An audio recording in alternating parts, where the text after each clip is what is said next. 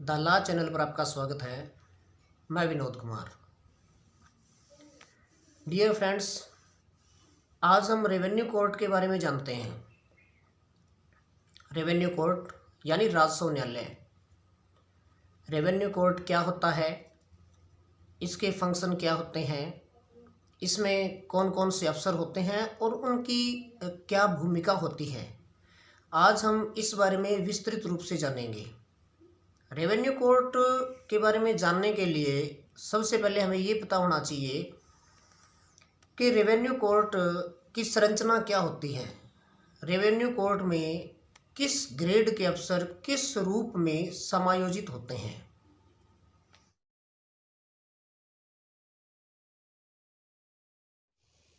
Revenue board में जो सबसे बड़े अफसर हैं उनको हम फाइनेंशियल कमिश्नर कहते हैं। वित्तायुक्त किसी भी स्टेट में एक ही पोस्ट होती है और स्पेशल प्रोविज़न में कई बार सरकार इनको एक या दो, जैसा उनको उचित लगे, स्टेट गवर्नमेंट इनको अपॉइंट कर सकती है।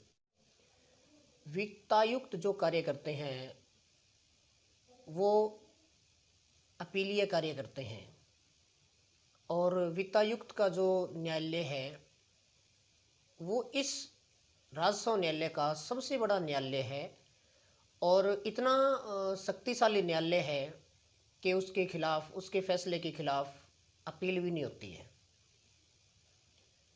इनका जो कार्य क्षेत्र है वित्तायुक्त का, पूरा राज्य इनके कार्य क्षेत्र के रूप में आता है। उसके बाद में कमिश्नर साहब की बात करें तो कमिश्नर साहब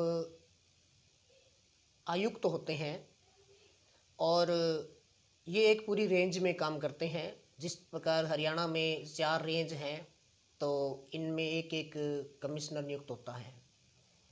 और उसके बाद में डीसी साहब होते हैं जो ज़िले के मालिक होते हैं और पूरे ज़िले का प्रतिनिधित्व करते हैं। और इसी तरह एक पोस्ट है डीआरओ और डिस्ट्रिक्ट रेवेन्यू अफसर।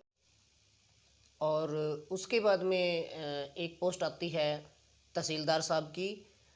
और उसके बाद में एक कानूनगो और पटवारी होते हैं जो कि गांव लेवल पे या अपने सर्कल में जो काम करते हैं। तहसीलदार साहब तहसील को संभालते हैं।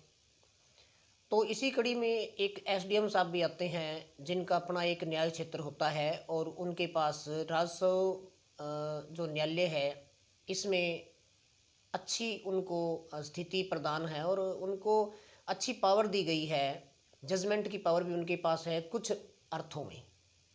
इसके अलावा जब भी विवाद पैदा होता है किसी भी चीज़ का, जिस तरह की किसी के पास ज़मीन है और उससे संबंधित जो झगड़े होते हैं आपसी में, किसानों में, पड़ोसियों में जो झगड़े हो जाते हैं, तो उनको निपटाने के लिए तहसीलदार साहब के पास एप्लीकेशन लगती है और उसके बाद में डीआरओ साहब के पास, और उनकी अपीलें डीसी साहब के पास, और उनकी अपीलें कमिश्नर साहब के पास, और उसके बाद में फाइनेंशियल कमिश्नर तक लोग अपीलें करते हैं।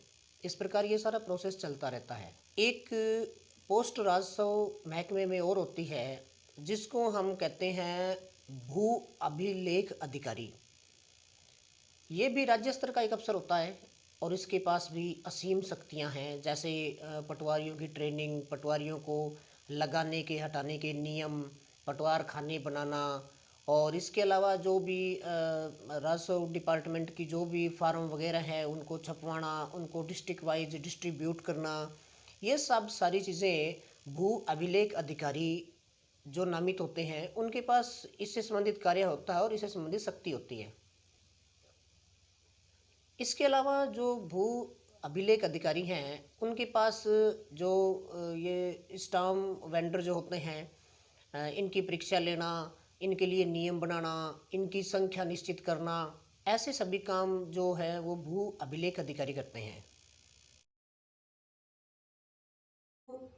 भू अभिलेख अधिकारी यानी जो भू अभिलेख निदेशक होते हैं, ये Indian stamp and registration act में इनको महानिदेशक रजिस्ट्रेशन भी माना गया है और रजिस्ट्रेशन का काम यही देखते हैं, उसका इंस्पेक्शन करते हैं। सभी रजिस्ट्रार ऑफिस इन्हीं के अंडर में आते हैं।